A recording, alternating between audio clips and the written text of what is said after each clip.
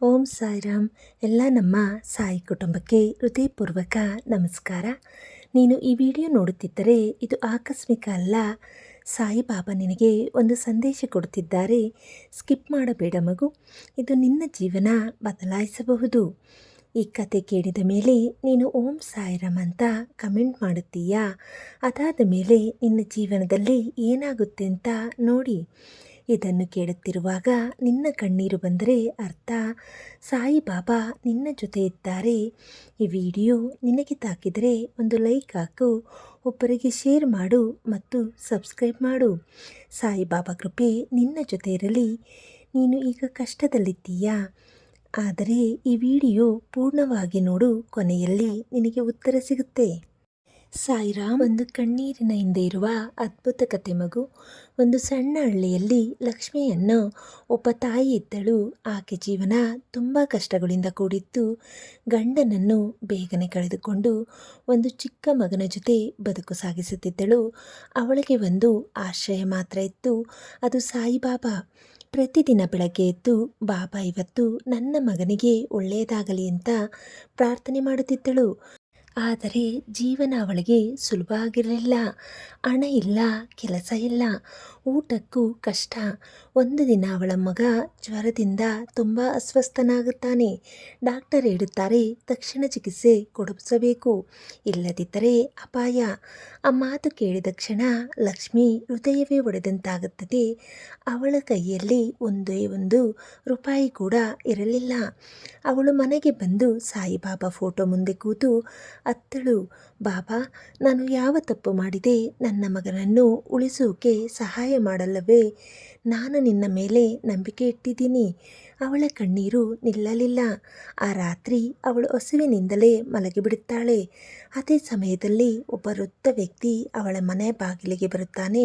ಅಮ್ಮ, ಸ್ವಲ್ಪ ನೀರು ಕೊಡುತ್ತೀಯಾ ಅಂತ ಕೇಳುತ್ತಾನೆ. ಲಕ್ಷ್ಮಿ ಏನು ಇಲ್ಲದಿದ್ದರೂ ಒಂದು ಗ್ಲಾಸ್ ನೀರು ಕೊಟ್ಟು, ನನ್ನ ಬಳಿ ಊಟ ಇಲ್ಲ ಅಣ್ಣ, ಕ್ಷಮಿಸಿ ಅಂತ ಹೇಳುತ್ತಾಳೆ. ಆ ವೃದ್ಧನು ನಗುತ್ತಾ, ನೀನು ಒಳ್ಳೆಯವಳು, ದೇವರು ನಿನ್ನ ಕೈ ಬಿಡೋದಿಲ್ಲ ಅಂತ ಹೇಳುತ್ತಾನೆ. ಹೋಗುವಾಗ ಅವಳ ಕೈಗೆ ಒಂದು ಚಿಕ್ಕ ಕವರ್ ಕೊಡುತ್ತಾನೆ. ಇದನ್ನು ಬೆಳಗಿತ್ತಿರೆ ಅಂತ ಹೇಳಿ ಹೋಗಿಬಿಡುತ್ತಾನೆ. ಲಕ್ಷ್ಮಿ ಅದನ್ನು ಹೆಚ್ಚು ಗಮನ ಕೊಡಲ್ಲ. ಆದರೆ ಬೆಳಗ್ಗೆ ಎದ್ದು ನೋಡಿದಾಗ ಅವಳಿಗೆ ಆಶ್ಚರ್ಯ.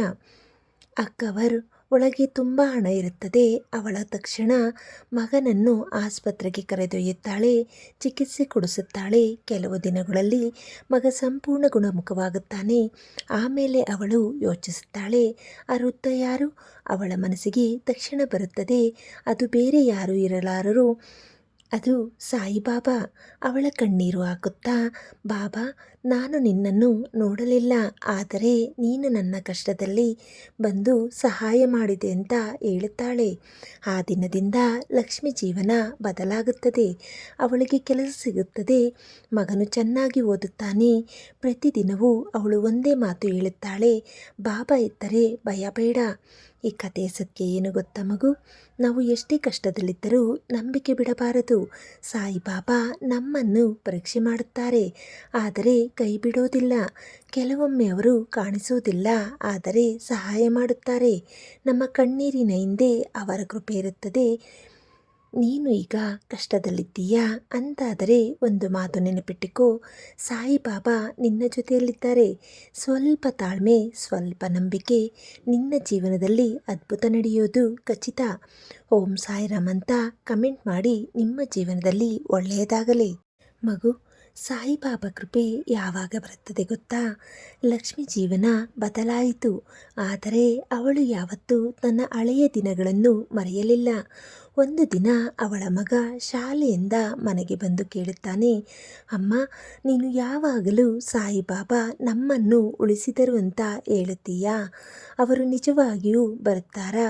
ಲಕ್ಷ್ಮಿ ನಗುತ್ತಾಳೆ, ಮಗ, ಅವರು ನಾವು ನೋಡೋ ಹಾಗೆ ಬರೋದಿಲ್ಲ, ಆದರೆ ನಾವು ನಂಬಿದಾಗ ಅವರು ಯಾವ ರೂಪದಲ್ಲಾದರೂ ಬರುತ್ತಾರೆ ಅಂತ ಹೇಳುತ್ತಾಳೆ. ಆ ಮಾತು ಮಗನ ಮನಸ್ಸಿನಲ್ಲಿ ಉಳಿದುಕೊಳ್ಳುತ್ತದೆ. ಕೆಲವು ವರ್ಷಗಳ ನಂತರ ಮಗ ದೊಡ್ಡವನಾಗುತ್ತಾನೆ. ಚೆನ್ನಾಗಿ ಓದಿ ಒಳ್ಳೆಯ ಕೆಲಸ ಸಿಗುತ್ತದೆ. ಒಂದು ದಿನ ಅವನು ದೊಡ್ಡ ನಗರಕ್ಕೆ ಹೋಗುತ್ತಾನೆ. ಆದರೆ ಅಲ್ಲಿ ಜೀವನ ಸುಲಭ ಇರುವುದಿಲ್ಲ. ಒಂದು ರಾತ್ರಿ ಅವನಿಗೆ ದೊಡ್ಡ ಸಮಸ್ಯೆ ಬರುತ್ತದೆ. ಅವನ ಕೆಲಸ ಕಳೆದು ಹೋಗುತ್ತದೆ. ಹಣ ಇಲ್ಲ, ಸಹಾಯ ಮಾಡುವವರು ಇಲ್ಲ. ಅವನಿಗೆ ತಕ್ಷಣ ತನ್ನ ತಾಯಿಯ ಮಾತು ನೆನಪಾಗುತ್ತದೆ. ಸಾಯಿಬಾಬಾ ನಂಬಿದರೆ ಅವರು ಬರುವವರು. ಅವನು ರಸ್ತೆ ಬದಿಯಲ್ಲಿ ಕುಳಿತು ಕಣ್ಣೀರಿನಿಂದ ಪ್ರಾರ್ಥನೆ ಮಾಡುತ್ತಾನೆ. ಬಾಬಾ, ನಾನು ಮತ್ತೆ ನಿನ್ನನ್ನು ನಂಬುತ್ತೀನಿ. ನನ್ನ ತಾಯಿಗೆ ಹೇಗೆ ಸಹಾಯ ಮಾಡುತ್ತೀಯೋ ನನಗೂ ಸಹಾಯ ಮಾಡು. ಅದೇ ಸಮಯದಲ್ಲಿ ಒಬ್ಬ ಅಪರಿಚಿತ ವ್ಯಕ್ತಿ ಅವನ ಹತ್ತಿರ ಬರುತ್ತಾನೆ. ಯಾಕೆ ಮಗ ಅಳುತ್ತಿದ್ದೀಯಾ ಅಂತ ಕೇಳುತ್ತಾನೆ. ಅವನು ತನ್ನ ಎಲ್ಲ ಸಮಸ್ಯೆ ಹೇಳುತ್ತಾನೆ. ಆ ವ್ಯಕ್ತಿ ಶಾಂತವಾಗಿ ಕೇಳಿ, ನಾಳೆ ಬೆಳಗ್ಗೆ ಈ ವಿಳಾಸಕ್ಕೆ ಹೋಗು ಅಂತ ಒಂದು ಚೀಟಿ ಕೊಡುತ್ತಾನೆ. ಮುಂದಿನ ದಿನ ಅವನು ಆ ವಿಳಾಸಕ್ಕೆ ಹೋಗುತ್ತಾನೆ. ಅದು ಒಂದು ದೊಡ್ಡ ಕಂಪನಿ ಆಗಿರುತ್ತದೆ. ಅಲ್ಲಿ ಅವನಿಗೆ ಕೆಲಸ ಸಿಗುತ್ತದೆ. ಅವನ ಜೀವನ ಮತ್ತೆ ಬೆಳಗುತ್ತದೆ. ಆ ವ್ಯಕ್ತಿಯನ್ನು ಹುಡುಕೋಕೆ ಅವನು ಹಿಂತಿರುಗಿ ನೋಡುತ್ತಾನೆ. ಆದರೆ ಯಾರೂ ಕಾಣಿಸಲಿಲ್ಲ. ಅವನ ಹೃದಯ ತುಂಬಿ ಬರುತ್ತದೆ. ಬಾಬಾ, ನೀನು ಮತ್ತೆ ಬಂದೆ. ಅವನು ಮನೆಗೆ ಕರೆ ಮಾಡಿ ತನ್ನ ತಾಯಿಗೆ ಹೇಳುತ್ತಾನೆ, ಅಮ್ಮ, ನೀನು ಹೇಳಿದ್ದು ನಿಜ. ಸಾಯಿಬಾಬಾ ನಂಬಿದರೆ ಅವರು ನಮ್ಮ ಜೊತೆ ಇರುತ್ತಾರೆ. ಲಕ್ಷ್ಮಿ ಕಣ್ಣೀರಿನಿಂದ ನಗುತ್ತಾಳೆ. ನೋಡಿದೆಯ ಮಗ, ನಂಬಿಕೆ ಇದ್ದರೆ ಅದ್ಭುತ ಖಚಿತ. ಮಗು, ಈ ಕತೆ ನಿನಗೆ ಏನು ಹೇಳುತ್ತಿದೆ ಗೊತ್ತಾ? ನಾವು ಎಷ್ಟು ಒಂಟಿಯಾಗಿದ್ದರೂ, ಯಾರು ಇಲ್ಲ ಅನಿಸೋ ಸಮಯದಲ್ಲೂ ಒಬ್ಬ ಇದ್ದಾರೆ. ಅವರು ಸಾಯಿಬಾಬಾ. ನಾವು ನಂಬಿದರೆ ಅವರು ನಮ್ಮ ಹತ್ತಿರ ಬರುತ್ತಾರೆ. ನಿನ್ನ ಕಣ್ಣೀರನ್ನು ಯಾರು ನೋಡಲ್ಲ ಅನಿಸಬಹುದು, ಆದರೆ ಸಾಯಿಬಾಬಾ ನೋಡುತ್ತಾರೆ. ನಿನ್ನ ನೋವನ್ನು ಯಾರು ಅರ್ಥ ಮಾಡಿಕೊಳ್ಳಲ್ಲ ಅನಿಸಬಹುದು, ಆದರೆ ಬಾಬಾ ಅರ್ಥ ಮಾಡಿಕೊಳ್ಳುತ್ತಾರೆ. ನಿನ್ನ ಸಮಯ ಬರುವುದು ತಡ ಆಗಬಹುದು, ಆದರೆ ಖಂಡಿತ ಬರುತ್ತದೆ. ಓಂ ಸಾಯಿರಾಮ್ ಎಂದು ಕಮೆಂಟ್ ಮಾಡಿ. ನಿಮ್ಮ ಜೀವನದಲ್ಲಿ ಅದ್ಭುತ ನಡೆಯಲಿ. ಸಾಯಿಬಾಬಾ ನಮ್ಮನ್ನು ಯಾವತ್ತೂ ಬಿಟ್ಟು ಹೋಗೋದಿಲ್ಲ.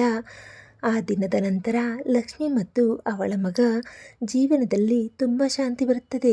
ಆದರೆ ಜೀವನ ಎಂದಿಗೂ ಒಂದೇ ರೀತಿ ಇರುವುದಿಲ್ಲ. ಒಂದು ದಿನ ಲಕ್ಷ್ಮಿಗೆ ಗಂಭೀರ ಅನಾರೋಗ್ಯ ಬರುತ್ತದೆ. ಡಾಕ್ಟರ್ ಹೇಳುತ್ತಾರೆ, ಆಪರೇಷನ್ ಮಾಡಬೇಕು, ಬೇಗ ಮಾಡಿಲ್ಲ ಅಂದರೆ ಅಪಾಯ. ಮಗನಿಗೆ ಮತ್ತೆ ಅದೇ ಪರಿಸ್ಥಿತಿ, ಹಣ ಬೇಕು, ಸಮಯ ಕಡಿಮೆ. ಅವನಿಗೆ ತಕ್ಷಣ ಭಯ ಬರುತ್ತದೆ. ಇಷ್ಟು ವರ್ಷಗಳ ನಂತರ ಮತ್ತೆ ಇದೇ ಪರೀಕ್ಷಿನ ಬಾಬಾ. ಆ ರಾತ್ರಿ ಅವನು ದೇವರ ಮುಂದೆ ಕುಳಿತು ಕಣ್ಣೀರಿನಿಂದ ಪ್ರಾರ್ಥನೆ ಮಾಡುತ್ತಾನೆ. ಬಾಬಾ, ನಾನು ಚಿಕ್ಕವನಾಗಿದ್ದಾಗ ನನ್ನ ತಾಯಿಯನ್ನು ನೀನು ಉಳಿಸಿದ್ದೀಯಾ. ಈಗ ನಾನು ದೊಡ್ಡವನಾಗಿದ್ದೀನಿ, ಆದರೆ ನನ್ನ ತಾಯಿಯನ್ನು ಉಳಿಸೋಕೆ ನನ್ನಲ್ಲಿ ಶಕ್ತಿ ಇಲ್ಲ. ನೀನು ಇದ್ದೀಯಾ? ಇದ್ದರೆ ಒಂದು ಚಿಹ್ನೆ ತೋರಿಸು. ಆ ಕ್ಷಣದಲ್ಲಿ ಅವನ ಮನಸ್ಸಿಗೆ ಒಂದು ಆಲೋಚನೆ ಬರುತ್ತದೆ. ನಾಳೆ ಬೆಳಗ್ಗೆ ಸಾಯಿ ಮಂದಿರಕ್ಕೆ ಹೋಗು. ಅವನು ತಕ್ಷಣ ನಿರ್ಧಾರ ಮಾಡುತ್ತಾನೆ. ಬೆಳಗ್ಗೆ ಅವನು ಹತ್ತಿರದ ಸಾಯಿಬಾಬಾ ದೇವಸ್ಥಾನಕ್ಕೆ ಹೋಗುತ್ತಾನೆ. ಅಲ್ಲಿ ಕೂತು ಕಣ್ಣೀರು ಹಾಕುತ್ತಾ ಹೇಳುತ್ತಾನೆ, ಬಾಬಾ, ನಾನು ಸೋತಿದ್ದೀನಿ, ಈಗ ನೀನೇ ನನ್ನ ಆಶ್ರಯ. ಅದೇ ಸಮಯದಲ್ಲಿ ಒಬ್ಬ ವೃದ್ಧ ಮಹಿಳೆ ಅವನ ಹತ್ತಿರ ಬರುತ್ತಾಳೆ. ಮಗ, ಯಾಕೆ ಹೇಳುತ್ತಿದ್ದೀಯಾ ಅಂತ ಕೇಳುತ್ತಾಳೆ.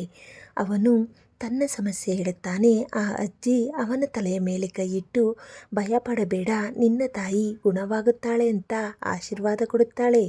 ಆಮೇಲೆ ಅವಳಿಂದ ಒಂದು ಚಿಕ್ಕ ಪುಟ್ಟ ಕವರ್ ಕೊಡುತ್ತಾರೆ. ಇದನ್ನು ತೆಗೆದುಕೋ, ದೇವರ ದಾನ ಅಂತ ಭಾವಿಸು ಅಂತ ಹೇಳಿ ಹೋಗಿಬಿಡುತ್ತಾಳೆ. ಅವನು ಅದನ್ನು ತೆರೆದು ನೋಡಿದಾಗ ಆಪರೇಷನ್ಗೆ ಬೇಕಾದಷ್ಟು ಹಣ ಇರುತ್ತದೆ. ಅವನ ಕಣ್ಣೀರು ನಿಲ್ಲೋದಿಲ್ಲ. ಬಾಬಾ, ನೀನು ಮತ್ತೆ ಬಂದೆ, ಆಪರೇಷನ್ ಯಶಸ್ವಿಯಾಗುತ್ತದೆ. ಲಕ್ಷ್ಮಿ ನಿಧಾನವಾಗಿ ಗುಣವಾಗುತ್ತಾಳೆ. ಒಂದು ದಿನ ಲಕ್ಷ್ಮಿ ತನ್ನ ಮಗನಿಗೆ ಹೇಳುತ್ತಾಳೆ, ನನಗೆ ಒಂದು ಕನಸು ಬಂತು. ಸಾಯಿಬಾಬಾ ಬಂದು ಹೇಳಿದರು, ನಾನು ಇದ್ದೀನಿ, ನಿನ್ನ ಕುಟುಂಬವನ್ನು ನೋಡಿಕೊಳ್ಳುತ್ತೀನಿ ಅಂತ. ಅವಳ ಮಗ ಕಣ್ಣೀರು ಹಾಕುತ್ತಾನೆ. ಅಮ್ಮ, ನಾವೇನು ಒಳ್ಳೆಯ ಕೆಲಸ ಮಾಡಿದ್ದೀವೋ ಗೊತ್ತಿಲ್ಲ, ಆದರೆ ಬಾಬಾ ನಮ್ಮನ್ನು ಯಾವತ್ತೂ ಬಿಟ್ಟಿಲ್ಲ. ಮಗು, ಇದು ಜೀವನದ ಸತ್ಯ. ಕಷ್ಟಗಳು ಮತ್ತೆ ಮತ್ತೆ ಬರುತ್ತವೆ. ನಾವು ಸೋತಂತಾಗುತ್ತೇವೆ. ಕೆಲವೊಮ್ಮೆ ದೇವರೇ ಇಲ್ಲ ಅನಿಸುತ್ತದೆ, ಆದರೆ ಸಾಯಿಬಾಬಾ ಯಾವತ್ತೂ ನಮ್ಮನ್ನು ಬಿಟ್ಟು ಹೋಗೋದಿಲ್ಲ. ಅವರು ಕೆಲವೊಮ್ಮೆ ಪರೀಕ್ಷೆ ಮಾಡುತ್ತಾರೆ, ಆದರೆ ಕೊನೆಯಲ್ಲಿ ಗೆಲುವು ಕೊಡುತ್ತಾರೆ. ನೀನು ಈಗ ತುಂಬ ಕಷ್ಟದಲ್ಲಿದ್ದೀಯಾ? ನಿನ್ನ ಕಣ್ಣೀರು ಯಾರಿಗೂ ಕಾಣುತ್ತಿಲ್ಲವಾ?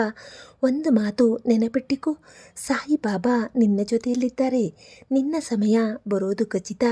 ಇವತ್ತು ಅಳು, ನಾಳೆ ನಿನ್ನ ನಗು ನಿನ್ನದೇ ಆಗಿರುತ್ತದೆ. ಓಂ ಸಾಯಿರಾಮ್ ಎಂದು ಕಮೆಂಟ್ ಮಾಡಿ. ನಿಮ್ಮ ಜೀವನದಲ್ಲಿ ಬಾಬಾ ಕೃಪೆ ಬರಲಿ.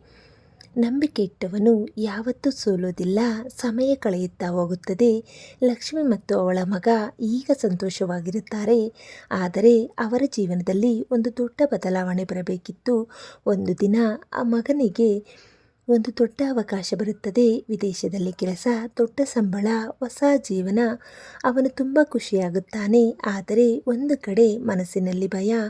ಅಮ್ಮನನ್ನು ಬಿಟ್ಟು ಹೋಗಬೇಕಾ?